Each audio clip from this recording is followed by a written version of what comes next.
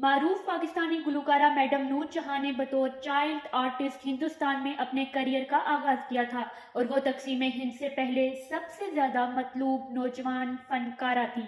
حال ہی میں میڈم نور جہاں کی صاحبزادی نادیہ اعجاز خان نے نجی ٹی وی کے شو میں بطور مہمان شرکت کی، جس میں ان کی والدہ کو خصوصی خراج عقیدت پیش کیا گیا۔ اس شو میں میڈم نور جہاں کی شوبز کریئر کے بارے میں تفصیلی گفتگو کی گئی اور ان کے بھارتی فلم انڈسٹری چھوڑنے کی وجہ بھی بتائی گئی۔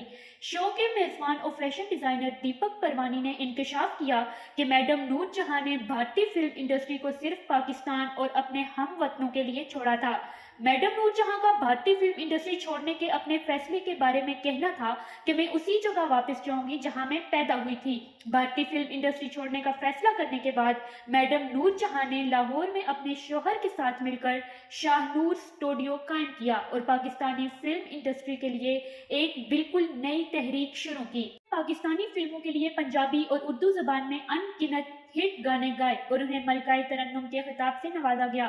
میڈم نور جہاں نے پاکستان کے متعدد سول ایوارڈز بھی اپنے نام کیے۔ یاد رہے کہ وہ 2000 میں 74 برس کی عمر میں کراچی میں دل کا دورہ پڑنے سے انتقال کر گئی تھی۔